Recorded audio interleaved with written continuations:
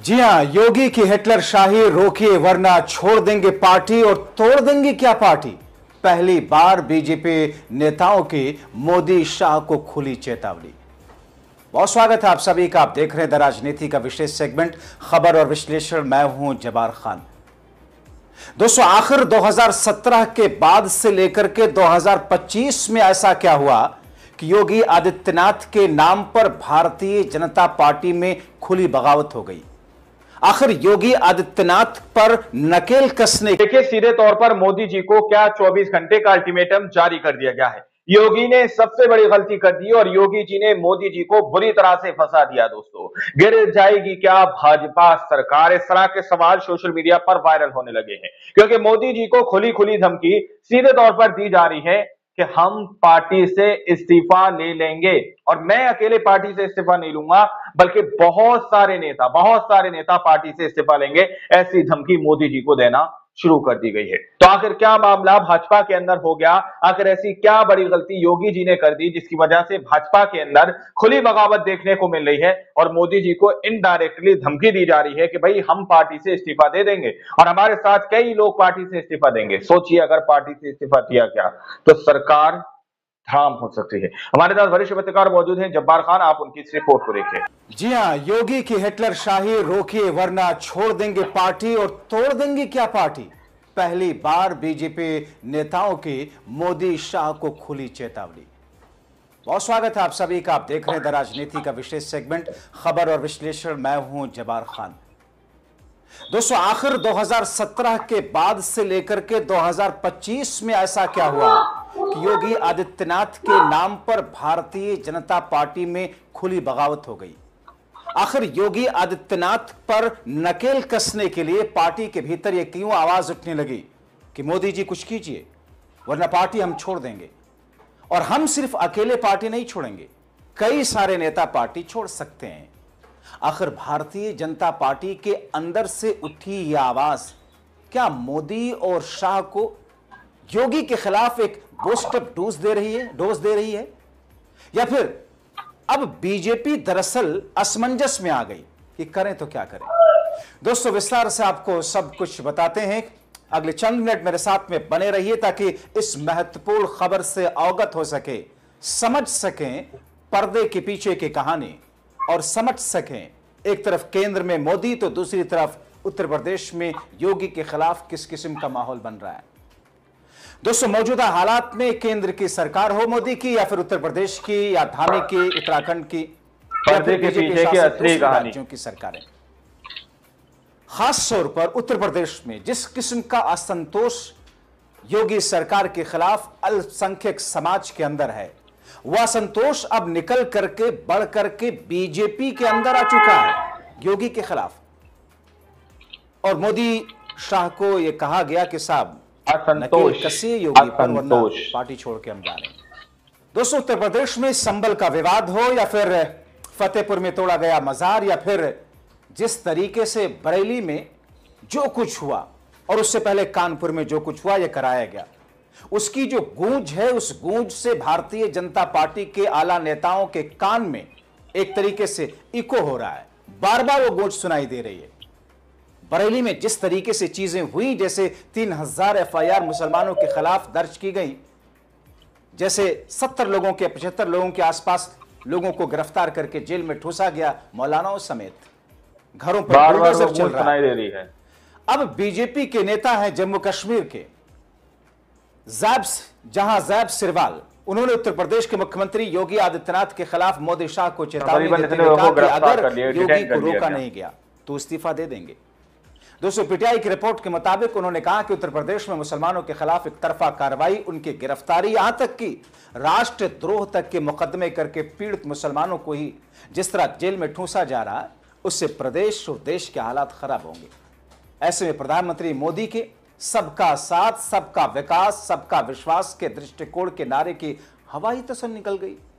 अगर ये निराधार कानूनी कार्रवाई, विभाजनकारी धमकियां, फर्जी मुकदमे बंद नहीं किए गए, देश और प्रदेश के हालात, पार्टी छोड़ देंगे। और जब पार्टी हम छोड़ेंगे तो अकेले नहीं छोड़ेंगे, हमारे साथ कई नेता होंगे। मगर दोस्तों, इसके आगे बीजेपी के नेता ने योगी के खिलाफ मोदी शाह को जो चेतावनी दी, जो कहा, उससे बीजेपी खेमे में कोहराम है। उन्होंने कहा कि निष्पक्ष जांच में सभी दोषियों को जवाबदेह ठहराया जाना चाहिए, न कि केवल एक समुदाय को।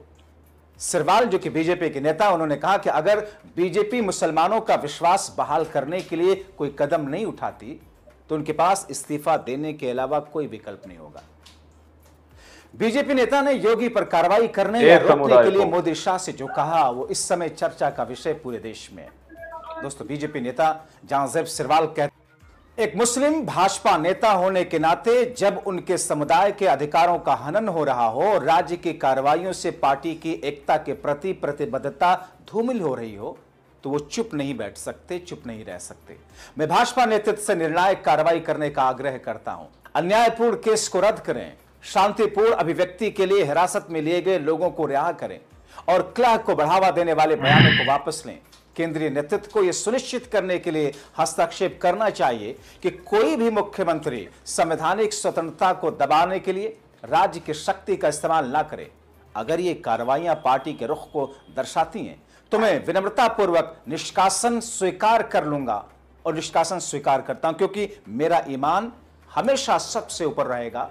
लेकिन मैं न्याय और एकता के प्रति हमारी पार्टी की प्रतिबद्धता में विश्वास करता हूं।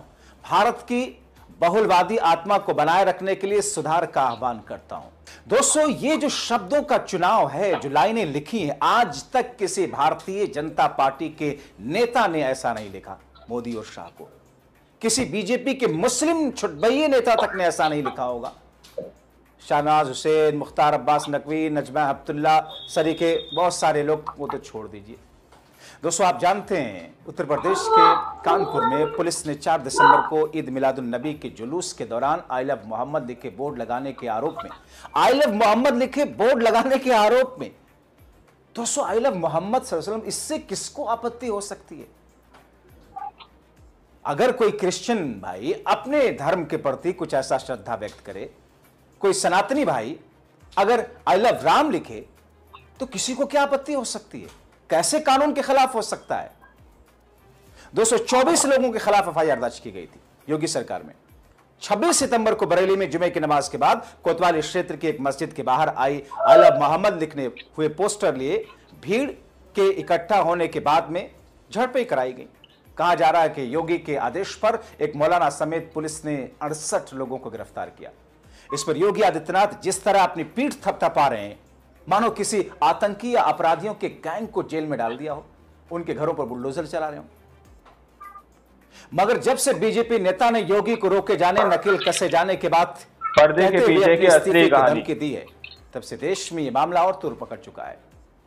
बीजेपी का एक धड़ा बीजेपी नेता जहांजेब सिरवाल के साथ में खड़ा है, अकेले नहीं है सिरवाल, और यही बीजेपी आला कमान के लिए चिंता की बात है।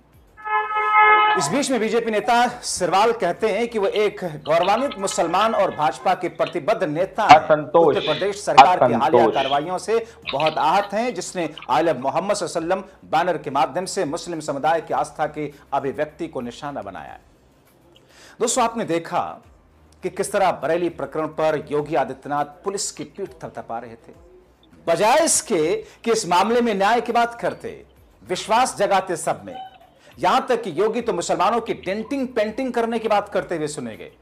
इतना ही नहीं, आई लव मोहम्मद सल्लल्लाहु अलैहि वसल्लम पोस्टर विवाद पर योगी आदित्यनाथ मानो संबल के बाद एक नया मुद्दा और माहौल बनाना चाहते हो। 27 से पहले उन्होंने एक के बाद एक कई बयान दिए, जिसमें मुस्लिम समुदाय पर निशाना साधते हुए कहा था, कभी कभी बुरी आदतें जाती नहीं लोगों की, तो उसके लिए उनकी डेंटिंग पेंटिंग करवानी पड़ती है कायदे से, जिससे कि हम उनकी बुरी आदतें ठीक कर सकें।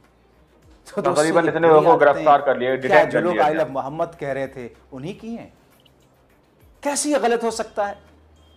संविधान इस बात की इजाजत देता है, कानून इस बात की इजाजत देता है, संविधान का आर्टिकल 25 इस बात की इजाजत देता है कि कानूनी दायरे में जितनी छूट आपको दी गई है उसमें अपने धर्म का पालन, उसका प्रचार प्रसार आप कर सकें, जिससे किसी के धर्म को की आस्था को आप ठेस ना पहुंचाए बिना आप अपने धर्म को फॉलो करें, उसका प्रचार प्रसार करें।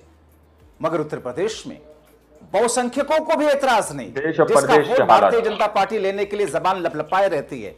मगर दरअसल उन्हीं को तो भ्रमित करके उन्हीं में से तो अंधभक्तों की भीड़ खड़ी करनी है।